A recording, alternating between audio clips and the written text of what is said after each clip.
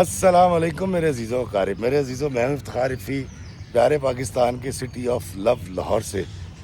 دوستو، آج کی کہانی سنانے سے پہلے میں گزارش کرنا چاہوں گا، اور وہ یہ ہے کہ دنیا کا سب سے جو خوبصورت اور حسین ترین رشتہ ہے جو ہم دنیا میں آ کے قائم کرتے ہیں، وہ ہے میاں بیوی کا رشتہ۔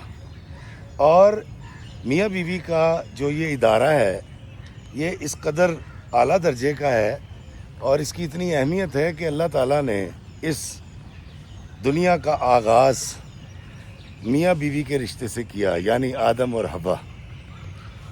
اور جو لطافت، جو محبت، جو سکون اس رشتے کے اندر ہے، وہ اور کسی رشتے میں میسر نہیں آتا جو دنیا میں آ کے آپ بناتے ہیں۔ تو میرا یہ ماننا ہے اور یقین ہے کہ ایک عورت اپنے شوہر کے بلبوتے کے اوپر خوش رہتی ہے، جیتی ہے اور اللہ کے نام پہ بانٹتی ہے، اور تمام زندگی کے معاملات جو کرتی ہے وہ اپنے شوہر کی سپورٹ پہ کرتی ہے۔ اور شوہر کا سہارا ایک بہت بڑا سہارا ہوتا ہے، اور یہ اتنا بڑا سہارا ہے کہ جہاں آپ کا باپ اور آپ کا بھائی بھی آپ کے کام نہیں آ سکتا یا آپ کو ایموشنلی سپورٹ نہیں کر سکتا، وہاں پر آپ کا شوہر جو ہے وہ آپ کو سپورٹ کرتا ہے۔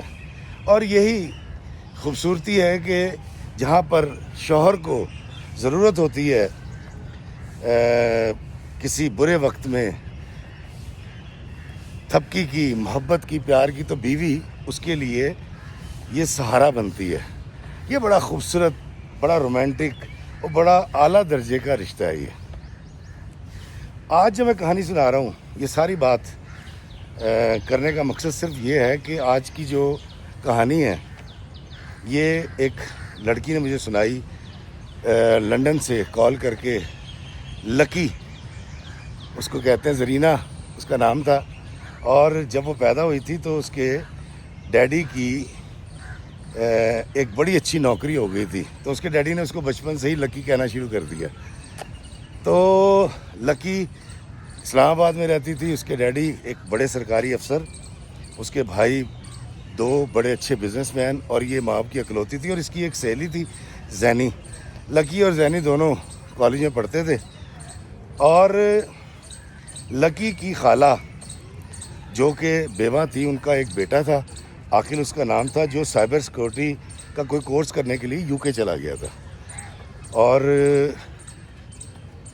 لکی کی اس سے اتنی زیادہ ملنا جلنا بات چیت بچپن سے نہیں رہی تھی، کیونکہ وہ ذرا الگ تھلگ سا آدمی تھا۔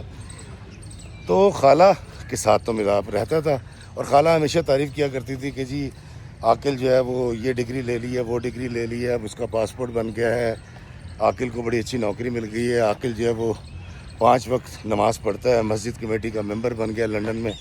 وہ لنڈن کے اندر ایک علاقہ ہے پلاسٹو، وہاں وہ رہتا تھا۔ اب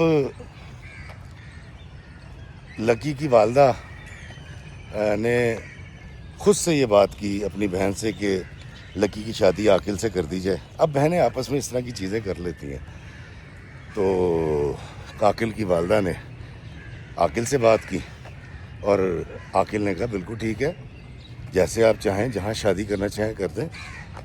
تو دونوں بہنیں خوش ہو گئیں، اور لکی کی شادی عاقل سے کر دی گئی۔ اس کو ہم ذرا شارٹ کرتے ہیں۔ جب شادی ہوئی تو لکی کہتی ہے کہ مجھے عاقل کو میں بہت عرصے کے بعد، کوئی 8-9 سال کے بعد دیکھ رہی تھی، مجھے بڑا اچھا لگا۔ اس کی خوبصورت قسم کی داڑھی تھی، ماتھے پہ محراب، اور 5 وقت کا نمازی۔ کہتی مجھے بڑا اچھا لگا، ہم کچھ عرصے ساتھ رہے، اس کے بعد وہ لنڈن چلا گیا واپس، اور 1.25 سال کے بعد لکی کے ڈاکومنٹس بن گئے، اور وہ بھی عاقل کے پاس پلاسٹو چلی گئی۔ لکی کہتی جب میں لنڈن کے علاقے پلاسٹو میں اپنے شوہر کے گھر میں پہنچی ہوں، تو وہاں پر جو کمیونٹی کے لوگ تھے انہوں نے ہمارے لیے ریسیپشن رکھا ہوا تھا، اور سب سے میری ملاقات ہوئی، اور مجھے انہوں نے ایک دلہن کی طرح دوبارہ سجایا، اور بالکل ایسا تھا جیسے ہم ولیمہ کر رہے ہیں وہاں، کیونکہ لکی جو ہے وہ کہتی ہے کہ میرا شوہر جو ہے وہ پاکستانی کمیونٹی کے اندر خاص طور پہ مسجد کی انتظامیہ کے اندر بڑا پیش رہتا تھا اور اس کی انکم بھی بہت اچھی تھی. اب کہتی ہم رہنے لگے تو ایک دن میرے شوہر نے مجھے بتایا, انہوں نے کہا جی کہ دیکھیں یہ ریسیپشن ہوا تھا, بہت ساری خواتین ہمیں ملی تھیں, سب کچھ ہوا ہے, لیکن آپ نے ان کے ساتھ زیادہ گھلنا ملنا نہیں ہے اور نہ زیادہ بات چیت رکھنی ہے, اور کوشش کیجیے گا کہ اپنا نمبر ایکسچینج نہ کریں. تو لکی نے کہا کہ وہ تو ہماری جو ہمسائے میں آنٹی رہتی ہیں, ان کے ہمسائے میں آنٹی تھیں, آنٹی رابعہ, وہ اس کا نمبر انہوں نے لے لیا تھا.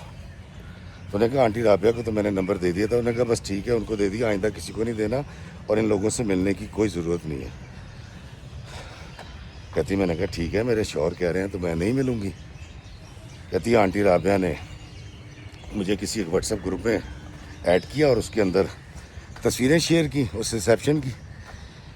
تو کہتی شام کو جب میرے میاں آئے ہیں تو میں نے ان کو دکھایا, میں کہ دیکھیں جی ہماری کتنی اچھی تصویریں آئی ہیں. کہتی جی انہیں تصویریں دیکھی ہیں, بجائے اس کے کہ وہ خوش ہوتے تو ناراض ہو گئے, بھڑک گئے. انہوں نے کہا میں نے تمہیں منع بھی کیا تھا, تمہیں سمجھ نہیں آتی, تم نے کیوں نمبر دیا. کہتی وہ چیخنے لگ گئے اور اس قدر چیخنے لگ گئے کہ ان کے منہ سے جھاگ نکلنے لگ گئے. تو میں نے بتایا کہ میں نے آپ کو بتایا تھا کہ آلریڈی میں نمبر دے چکی ہوں, میں آئندہ کسی کو نہیں دوں گی.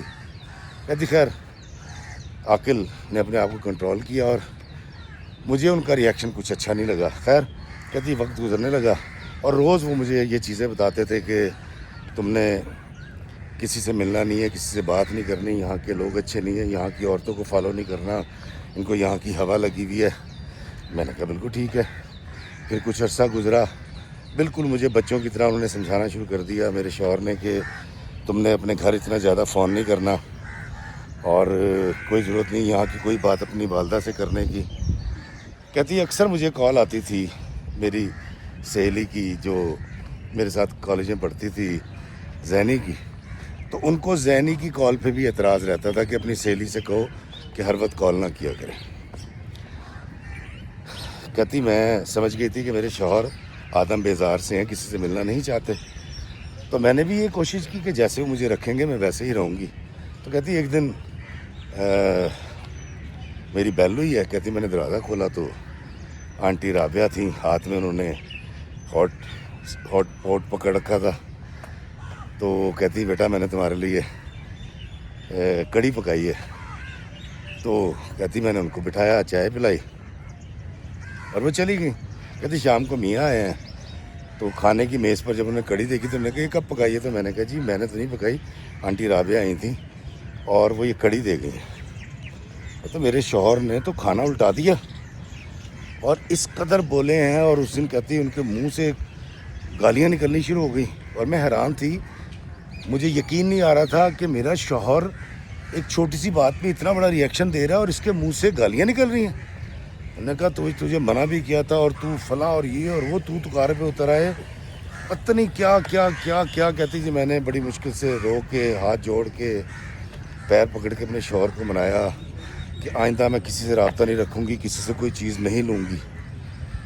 کہتی تب جا کے وہ ٹھنڈے ہوئے. کہتی ہفتہ گزرا ہے, ایک دن آئے ہیں, میں کھانا لگا رہی تھی, مجھے کال کر دی تھی کہ کھانا لگاؤ میں آ رہا ہوں. میں کھانا لگا رہی تھی تو داخل ہوتی انہوں نے ہیٹنگ بند کی ہے اور چیخنا شروع کر دیا میرے اوپر, تمہارا دماغ خراب ہے, تمہیں ٹیمپریچر کا پتہ نہیں چل رہا, اتنی گرمی کر رکھی ہے, بلا وجہ انرجی ضائع کرتی ہے, تمہیں پتہ کتنے بل آتے ہیں, تمہیں فضول خرچی کی عادت ہو گئی ہے. کہتی میں بڑی حیران ہوئی, ہمارے گھر میں تو کبھی 24 گھنٹے اے سی چلتا, ہم چھوڑ بھی جاتے تھے, کالج چلے جاتے تھے تو ہمارے ماں باپ نے ہمیں کبھی کچھ نہیں کہا تھا, لیکن عاقل اتنی چھوٹی بات کر رہے تھے. کہتی میں نے کہا ٹھیک ہے, میں آئندہ اس کی بھی احتیاط کروں گی کیونکہ میرے شوہر کا حکم ہے. کہتی اب یہ جب سلسلہ ہوا تو میں تھوڑی سی محتاط ہو گئی اور ڈر بھی گئی اپنے شوہر سے. کہتی کچھ عرصہ گزرا ہے تو ایک دن شام کو جب آئے تو میں نے بتایا, میں نے کہا جس طرح آج امی سے بات ہو رہی تھی, امی آپ کی طبیعت کا بھی پوچھ رہی تھی, سلام کہہ رہی تھی, اور فلاں بھابھی سے بھی بات ہوئی, بھائی سے بات ہوئی. تو کہتی انہوں نے مجھے کہا کہ دیکھو اپنے ماں باپ کو اتنا کال مت کیا کرو ہر وقت, اور خاص طور پہ اپنی بھابھیوں سے اتنی لمبی لمبی باتیں کرنے کی کوئی ضرورت نہیں ہے. یہ تمہارے ذہن میں کوئی الٹی سیدھی باتیں ڈال دیں گے, ہماری ہستی بستی زندگی تباہ و برباد ہو جائے گی. کہتی پہلے میں سمجھی کہ شاید مذاق کر رہے ہیں, لیکن جب ایک دو بار انہوں نے مجھے منع کیا اور زیادہ زور دے کے, تو مجھے احساس ہوا کہ عاقل چاہتے ہیں کہ میں اپنے والدین سے, اپنی بھابھیوں اور اپنے بھائی سے بھی کوئی بات نہ کروں. اور انہوں نے مجھے سختی سے منع کر دیا تھا کہ تم نے یہاں کا کوئی ذکر, کوئی تذکرہ نہیں کرنا اپنے والدین سے. السلام علیکم. تو کہتی میرے لیے یہ بڑی اچنبھے کی بات تھی کہ میں سارا دن, کیونکہ میں اکیلی رہتی تھی, میری جاب تو یو کے میں کر نہیں رہی تھی, اب میں اپنے والدین سے بھی بات نہ کروں, اپنی بھابھیوں سے بھی بات نہ کروں, اپنی سہیلی سے بھی بات نہ کروں, اور پھر ہمسائیوں سے بھی نہ ملوں. تو کہتی میں تو پاگل ہو جاتی. کہتی میں نے کیا کیا, یہ ساری چیزیں چھوڑی. انہوں نے جانا تو میں نے پاکستان کا کوئی نہ کوئی ڈرامہ لگانا, اس کو پہلے قسط سے دیکھنا شروع کر دینا. کہتی 4-5 دن گزرے تو ایک دن بڑے اچھے موڈ میں مجھے کہتے آؤ تمہیں آئس کریم کھلا کے لاتا ہوں. کھانے کے بعد ہم نکل گئے, آئس کریم کھانے چلے گئے. تو کہتی ہم آئس کریم کھانے بیٹھے ہیں تو مجھے پوچھنے لگے کہ آج کل دن کیسے گزارتی ہو, اب تم فون تو کرتی نہیں ہو. شاید وہ یہ پوچھنا چاہ رہے تھے کہ میں کسی کو فون کرتی ہوں کہ نہیں کرتی. السلام علیکم جی. تو وہ کہتے جی آ جائے گا.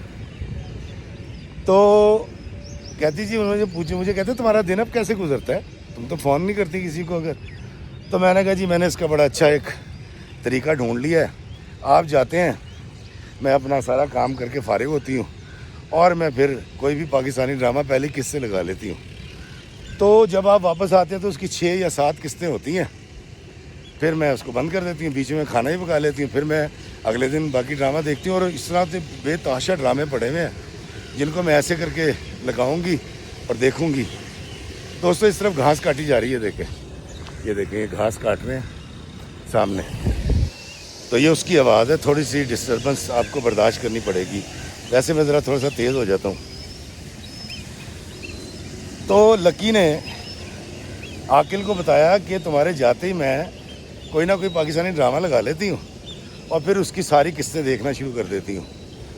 کہتی عاقل کو اس قدر غصہ آیا, اس نے نہیں دیکھا کہ ہم آئس کریم پارلر پہ بیٹھے ہوئے ہیں. اس نے بولنا شروع کر دیا اور مجھے گھسیٹ کے لایا, گاڑی کے اندر دھکا دیا, گاڑی چلانی شروع کی ہے, اور میرے منہ پہ اس نے تھپڑ مار دیا. کہتی میں حیران تھی کہ میں نے ایسا کیا کیا, اس نے مجھے تھپڑ کیوں مارا ہے. تو اس نے مجھے سختی سے منع کیا. اس نے کہا تم نے کوئی ڈرامہ نہیں دیکھنا پاکستان کا, انڈیا کا, کوئی بھی, خبردار. اور اگر تم نے اس پہ کچھ دیکھنا ہے تو کوئی ایسا پروگرام دیکھو جو تمہارے اخلاقیات کو بہتر کرے.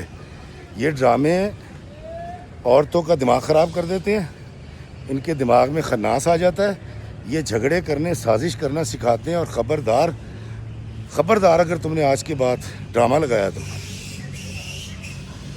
کہتی اب میں تو تھپڑ کھانے کے بعد بالکل گمسم ہو گئی. مجھے یقین نہیں آ رہا تھا کہ یہ میرا شوہر ہے, اور مجھے میرے ماں باپ نے نہایت محبت, پیار سے اور عزت کے ساتھ پالا تھا, اور اس شخص نے میرے منہ پہ تھپڑ مار دیا تھا. کہتی میں ابھی طے نہیں کر پا رہی تھی کہ مجھے کرنا کیا ہے. کہتی میں گھر آئی, روتی سو گئی. کہتی صبح کو جب میں اٹھی ہوں, میں نے اس کے سامنے ناشتہ رکھا ہے, تو اس نے باقاعدہ طور پہ مجھ سے ہاتھ جوڑ کے معافی مانگی. اس نے کہا میں معافی چاہتا ہوں, مجھے معاف کر دو, میرا ہاتھ اٹھ گیا تھا. کہتی میں خاموش رہی تو وہ پاگلوں کی طرح معافی مانگنے لگ گیا اور رونے لگ گیا کہ مجھے معاف کر دو, میرا ہاتھ اٹھ گیا, غلطی ہو گئی, اور یہ ڈرامے اچھے نہیں ہوتے, اس کے اندر سازشیں اور رشتوں کی خیانت سکھائی جاتی ہے, تو یہ ڈرامے مت دیکھا کرو. کہتی میں نے اس کو مطلب جان چھڑانے کے لیے میں کہا میں نے معاف کیا, تو تب وہ نارمل ہوا ہے. کہتی جی گھر کے اندر اگر مجھے کسی چیز کی ضرورت ہے تو میں نے میسیج کرنا ہے, فون کرنا ہے, تو آئے گی. میرے میاں 1 روپیہ میرے ہاتھ میں نہیں دیتے تھے کہ میں کچھ پرچیز کر سکوں. کہتی یہ سلسلہ چلتا رہا. ایک دن ہفتہ تھا, ہفتے کی شام تھی, تو کچھ ہمسائیاں جو ہے وہ مل کے میرے گھر آ گئیں, اور اس کے اندر آنٹی جو ہمسائی تھی وہ بھی شامل تھی. کہتے ہیں میرے گھر آئی ہیں اور انہوں نے آ کے وہ اپنے گھروں سے خود ہی جو ہے نا وہ جس کو سرپرائز پارٹی کہتے ہیں ون ڈش لے کر آئی تھی. تو ان کے میاں بھی آ گئے. اب وہ تقریباً 6 عورتیں تھیں, 6 ان کے میاں تھے, 1-2 کے بچے بھی تھے. کہتی میں نے اپنے میاں کو فون کیا, ان کی بھی چھٹی کا ٹائم تھا, وہ بھی آ گئے اور بڑا خوش ہوئے. کہتے بھی تم بھی کچھ پکاؤ. تو میں نے جو پکا رکھا تھا وہ میں نے لا کے رکھ دیا کیونکہ پکانے کا تو وقت نہیں تھا. کہتے ہم نے کھانا کھایا, بڑا اچھا سلسلہ رہا, تصویریں بنی, گپیں شپیں ہوتی رہیں. میرے میاں نے بڑی خوشی سے کہا بھی چائے بناؤ سب کے لیے, اور یہ سارا سلسلہ ہوا. رات گئے تک باتیں ہوتی رہیں. صبح چھٹی تھی, وہ سب جب چلے گئے اور گئے ہیں, اس نے بائے بائے کیا. بائے بائے کر کے کنڈی لگا کے وہ شخص مڑا ہے, اس کے اندر کا پھر جانور پاگل جا گیا. اس نے کہا کہ تو نے یہ سارا جب پلان کیا تھا تو مجھے کیوں نہیں بتایا. تو لکی کہتی ہے کہ میں قسم کھاتی ہوں مجھے نہیں پتا تھا, یہ تو اچانک آئی ہیں اور انہوں نے آ کے بتایا کہ ہمارا یہ پلان ہے. اور یہ اپنے تائیں یہ پروگرام بنا کے اپنے گھروں سے ڈشیں پکا کے لائی تھی. میں نے ان سے نہ کوئی بات کی ہے, نہ میں نے ان کو اجازت دی ہے. کہتی میرا شوہر کہتا ہے تم جھوٹ بول رہی ہو اور تم مجھ سے چھپا رہی ہو. اور وہ عورت بہت بری ہوتی ہے جو شوہر سے چیزیں چھپاتی ہے, اور اللہ تعالیٰ اس کو دوزخ میں ڈالے گا. اور تم نے یہ سارا جو جھوٹ بولا ہے میرے ساتھ, تمہیں روز محشر اللہ تعالیٰ پوچھے گا. اور اس بات پر انہوں نے ٹھیک ٹھاک بے عزتی کی میری. کہتی افتخار بھائی میں ڈر گئی تھی, میں طے نہیں کر پا رہی تھی کہ یہ شخص کیا ہے. جب یہ نرم ہوتا ہے رونے لگتا ہے, پیر پکڑ کے معافی مانگتا ہے. جب یہ سخت ہوتا ہے تو ہاتھ اٹھانے سے بھی گریز نہیں کرتا. کہتی میں نے بہت بار سوچا میں اپنی والدہ سے بات کروں, لیکن پھر یہ سوچ کے نہیں کی کہ میری والدہ پریشان ہوں گی اور میں اپنی والدہ کو کیوں پریشان کروں. کہتی یہ سارا سلسلہ چلتا رہا تو پتہ نہیں کیوں میرا دل کیا کہ میں زینی سے بات کروں اور اس کو بتاؤں کہ میرے ساتھ یہ ہو رہا ہے اور اس کا کوئی حل بتا. میں اپنے شوہر کے دل کو نرم کیسے کروں. کہتی ابھی میں سوچ ہی رہی تھی تو میں نے دیکھا تو زینی کی کال تھی. میں نے اٹھائی, میں کہا زینی کیا حال ہے. کہتی میں بالکل ٹھیک ہوں, تم سناؤ. میں نے کہا میں بالکل خیریت سے ہوں. اس نے کہا تو شادی کر کے بدل گئی. اس طرح کی باتیں کرنے کے بعد اس نے مجھے کہا کہ لکی مجھے تم سے ایک بہت ضروری بات کرنی ہے. میں نے کہا ہاں بتاؤ. تو اس نے کہا کہ مجھے کچھ پیسوں کی ضرورت ہے. میری والدہ کو کینسر ہو گیا اور ان کا علاج بہت ضروری ہے اور کوئی ان کا آپریشن بھی ہونا ہے. اور وہ ساتھ ساتھ بات کری تھی, ساتھ ساتھ اس نے مجھے کچھ ان کی ٹیسٹ کی تصویریں اور وہ رپورٹیں بھیج دیں. اس نے کہا اگر تمہیں یقین نہیں ہے تو تم یہ دیکھ لو. زینی کی جو والدہ ہیں وہ ریٹائر ہو چکی تھیں, ان کو 2 سال ہو گئے تھے, لیکن ان کا جو ریٹائرمنٹ کا چیک ہے وہ پھنسا ہوا تھا, وہ بنا نہیں تھا اور اس کے والد تھے نہیں. تو اس نے مجھے کہا کہ جو اکاؤنٹس والے ہیں ان کا یہ کہنا ہے کہ 2 مہینے تک ان کا چیک کلیئر ہو جائے گا. تو وہ کہتی ہے وہ تقریباً 35-36 لاکھ روپے تھے جو اس کی والدہ کو ملنے تھے. تو اس نے مجھے کہا کہ مجھے 10 لاکھ روپے کی ضرورت ہے, میں اپنی والدہ کا میں نے علاج کروانا ہے. تو اگر میں نے اس کو بتایا کہ یار دراصل میرے جو شوہر ہیں میں نے تو ان سے کبھی پیسے لیے نہیں, مجھے ضرورت نہیں ہوتی, سب چیزیں وہ لا دیتے ہیں. تو کہتی میں اس کو ٹالنا چاہ رہی تھی لیکن کیسے ٹالتی. تو اس نے کہا کہ تم کہتی ہو تو میں عاقل بھائی سے خود بات کر لیتی ہوں. تو لکی کہتی ہے میں نے کہا نہیں, میں تو کچھ بات کر کے بتاتی ہوں. کہتی ہے میں پریشان ہو گئی.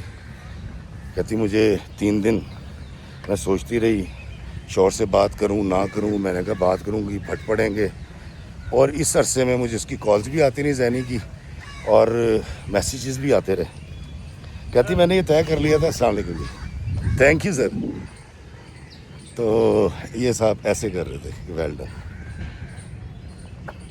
اب دوستو سلسلہ یہ تھا کہ زینی کو لکی کی صورتحال کا نہیں پتا تھا کہ وہ کس عذاب سے گزر رہی ہے, کس ٹاکسک اور پاگل شوہر سے اس کی شادی ہو گئی ہے جو اس پہ قدغنے لگاتا رہتا ہے. تو اب وہ پیسے اس سے لے تو کیسے لے.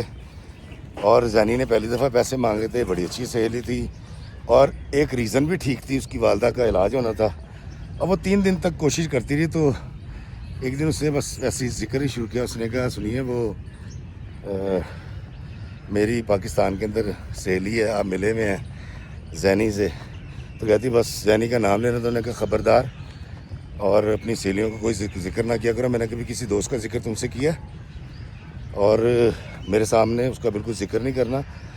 اور تم بس 5 وقت نماز بھی پڑھتی ہے، اس کے ساتھ ساتھ نا تم نفل بھی پڑھا کرو، اضافی عبادت بھی کیا کرو، اللہ تعالیٰ کو بڑی اچھی لگتی ہے.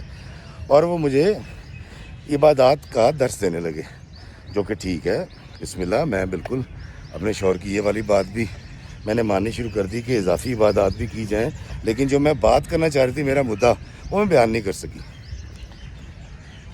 کہتی ایک دن میں نے ویسے ہی ذکر کیا اپنے شوہر سے کہ زینی کی والدہ کو کینسر ہو گیا ہے اور ان کے کچھ حالات ٹھیک نہیں ہیں اور ان کو علاج کے لیے پیسے چاہیے، تو کیا خیال ہے ہم کچھ ان کی مدد کریں.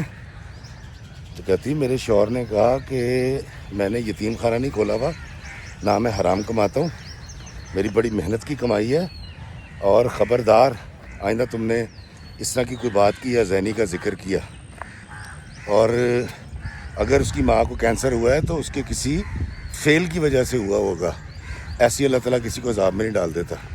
یہ کہہ کے سخت الفاظ وہ شخص چلا گیا. کہتی افتخار بھائی میں شدید ذہنی اذیت کا شکار، ٹینشن، ایک طرف میری سہیلی ہے اور مجھے پتہ یہ پیسے کہیں نہیں جانے. کہتی ہے میں پریشان تھی، وہ بیچاری رو رہی تھی. میں نے کیا کیا؟ کہتی میری قسمت ہری ہوئی تھی بدقسمتی سے. کہتی میں نے آنٹی رابعہ سے بات کی، ان کو کانفیڈنس میں لیا اور میں نے کہا جی صرف 2 ماہ کے لیے 10 لاکھ روپے چاہیے اور 10 لاکھ کے جتنے پاؤنڈ بنتے ہیں، کہتی آپ وہ مجھے اگر کر دیں تو 2 مہینے کے بعد زینی آپ کو یہ پیسے لوٹا دے گی. تو آنٹی نے کہا کہ میرے پاس تو اتنے نہیں ہوں گے، لیکن میں کام کرتی ہوں، کچھ اپنی سہیلیوں سے اور کمیونٹی کی خواتین سے بات کرتی ہوں. لیکن میں نے ان سے کہا کہ میرے شوہر کو نہ پتہ لگے، بڑی رازداری کے ساتھ آپ نے یہ سب کچھ کرنا ہے. تو کہتی ہے آنٹی رابعہ نے کہا کہ تم بے فکر ہو جاؤ، تمہارے شوہر کو بھنک بھی نہیں پڑے گی. اور آنٹی رابعہ نے 5 دن کے بعد 10 لاکھ روپے کے جتنے بھی پاؤنڈ بنتے تھے وہ اکٹھے کر دیے اور ایک لسٹ مجھے دے دی کہ اتنے فلاں کے ہیں، 500 اس کے ہیں، 200 اس کے ہیں، 1000 اس کے ہیں. اس میں سے کئی پیسے ایسے تھے جو انہوں نے ڈونیٹ کر دیے تھے، لیکن پھر بھی تقریباً کوئی 7 لاکھ روپے کے قریب واپس کرنے تھے جو کہ ادھار تھے. تو میں نے آنٹی سے ہی زینی کو پیسے بھجوا دیے اور میں نیکی کر کے بڑی خوش اور راضی ہو گئی کہ اب زینی کی والدہ کا علاج ہو جائے گا.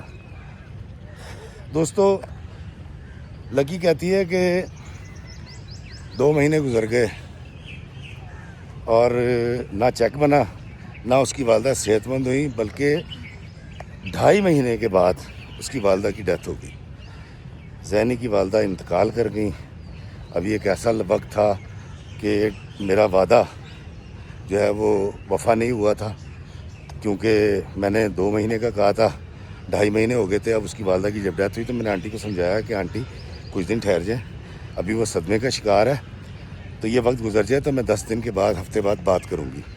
کہتی وہی ہوا کہ تقریباً 15 دن کے بعد میں نے، جب 3 مہینے ہو گئے، میں نے زینی کو کال کی. میں نے کہا زینی فوری طور پہ سارے وہ پیسے جو لیے تھے وہ لوٹانے کا بندوبست کرو. اس کی وجہ یہ ہے کہ آنٹی کو میں نے 2 مہینے کہے تھے، اب 3 مہینے ہو گئے ہیں. تو زینی نے کہا کہ ہاں میں کر رہی ہوں. دراصل جو میری والدہ کی پینشن کی فائل ہے وہ کہیں مس پلیس ہو گئی ہے. کہتی میرے تو ہاتھ پیر پھول گئے. کہتی میں نے اپنے ڈیڈی کو کال کی، ان کو صرف اتنا بتایا کہ وہ زینی کی ماما کی فائل گم گئی ہے، ذرا پتہ کروائیں. تو انہوں نے بھی جب اپروچ لگائی تو انہوں نے کہا بیٹا یہ تو کیس لمبا لٹک گیا کیونکہ فائل غائب ہو گئی ہے اور یہ اس پہ ایک ٹائم لگے گا، 4 5 6 مہینے بھی لگ سکتے ہیں. تو ہر طرح کی سفارش کے بعد بھی اس کی والدہ کی پینشن کا چیک نہیں بنا. کہتی اب 4 مہینے گزر گئے اور آنٹی جو ہے مجھ پہ دباؤ دینے لگی اور کہتی افتخار بھائی میں نے آپ کو کال جو کی ہے وہ اس لیے کی ہے کہ اب صورتحال یہ ہے کہ میں شدید ڈپریشن کا شکار ہوں، انزائٹی کا شکار ہوں، مجھے سارا رات نیند نہیں آتی، میں رات کو اٹھ کے رونا شروع کر دیتی ہوں، خاوند جب جاتا ہے گھر سے تو میں چیخیں مار کے روتی ہوں، اور مجھے کوئی راستہ نظر نہیں آ رہا کہ میں وہ پیسے جو قرض میں نے لیے تھے اتاروں، کیونکہ اگر آنٹی نے یا ان خواتین نے میرے شوہر کو بتا دیا، اس پاگل آدمی کو، تو وہ تو مجھے ذبح کر دے گا۔ اور افتخار بھائی میں تو اتنی پریشان ہو گئی ہوں کہ میں سوچتی ہوں کہ اپنی زندگی کا خاتمہ کر لوں۔ جی ہاں، یہ الفاظ لکی کے ہیں کہ افتخار بھائی وہ شخص اتنا پاگل ہے جو نماز کی تلقین کرتا ہے، جو نیک باتوں کی تلقین کرتا ہے، لیکن حسن سلوک کی بات نہیں کرتا، حقوق العباد نبھانا وہ شخص نہیں جانتا۔ وہ شخص جو ہر وقت مجھے یہی بتاتا رہتا ہے کہ مجھے اس کی ہر بات کو ماننا ہے، ہر حکم کی فرما برداری کرنی ہے، اس کو شاید یہ نہیں پتا کہ اس کی بیوی کس قدر تکلیف میں ہے، جو کہ اس کے نکاح میں ہے، جس کا وہ مالک ہے، جس کا وہ کفیل ہے۔ تو اس نے مجھے کہا کہ افتخار بھائی مجھے بتائیں کہ میں کیا کروں۔ میں نے اسے کہا، میں نے کہا بیٹا تم اپنے شوہر کو ساری بات بتا دو، اور اس کو بتاؤ کہ تم نے نیکی کی نیت سے ادھار لیے تھے، لیکن اب معاملہ یہ ہو گیا کہ زینی کی والدہ کی ڈیتھ ہو گئی ہے اور ان کی پینشن کا چیک نہیں بنا، اور تمہارا شوہر وہ پیمنٹ کر دے، جب وہ پیسے آئیں گے تمہارا شوہر لے لے۔ اس نے کہا افتخار بھائی وہ مجھے ذبح کر دے گا، حلال کر کے رکھ دے گا، وہ شخص جلاد ہے، اور میں تو یہ رسک نہیں لے سکتی، مجھے کچھ بتایا نہیں تو میں پاگل ہو جاؤں گی۔ She was crying. لکی رونے لگ گئی۔ لکی کتنی ان لکی ہے آپ دیکھیں کہ وہ رونے لگ گئی، اور وہ اپنے اس رشتے سے بات نہیں کر سکتی جو اس کے باپ بھائی، کیا دنیا میں سب سے مضبوط ترین اس کے لیے رشتہ ہے، اس کے شوہر کا رشتہ، جس کو اللہ تعالیٰ نے اس کا کفیل بنا رکھا ہے، وہ اپنے کفیل سے بات نہیں کر سکتی۔ یہ حال ہے ایک ایسے شخص کے گھر کا جو مسجد کمیٹی کا ممبر بھی ہے، اور بڑی بڑی اچھی باتوں کے حوالے سے پلاسٹو کے اندر لنڈن میں بڑی عزت اور احترام کی نگاہ سے دیکھا جاتا ہے، لیکن بیوی کو ابیوز کرنا، اس پہ ہاتھ اٹھانا، اس کی بے عزتی کرنا اور اس کی حق تلفی کرنا اس کے روز کا معمول ہے۔ اور آج اس کی بیوی اس نہج پہ ہے کہ وہ اپنے شوہر سے اپنی تکلیف بیان نہیں کر سکتی۔ مجھے اپنا غزل کا ایک شعر یاد آ گیا کہ کوئی تم سے ہے پریشان ذرا دیکھ تو لو، کوئی تم سے ہے پریشان ذرا دیکھ تو لو، ایسے ہوتے ہیں مسلمان ذرا دیکھ تو لو۔ دوستو میں نے تو اس کو یہ کہا ہے کہ تو تگڑی ہو، اپنے شوہر سے بات کر اور اس کو اس پرابلم کا بتا، پھر اگر وہ ہاتھ اٹھاتا ہے، زد و کوب کرتا ہے، تو پولیس کو بلا اور اس کی رپورٹ کر دے، لیکن وہ بچی ایسا کرنے کو تیار نہیں ہے۔ آپ بتائیے کہ میں نے لکی کو مشورہ جو دیا ٹھیک دیا یا غلط، یا آپ لکی کو کیا مشورہ دیں گے جو اپنے شوہر سے بلا وجہ اتنا زیادہ ڈرتی ہے، اس کا ظلم سہتی ہے لیکن آواز نہیں اٹھاتی؟ کمنٹس میں بتائیے گا۔ مجھے دیجیے اجازت اس دعا کے ساتھ کہ اللہ ہمیں آسانیاں عطا فرمائے اور آسانیاں تقسیم کرنے کا شرف عطا فرمائے، آمین۔ السلام علیکم ورحمۃ اللہ وبرکاتہ۔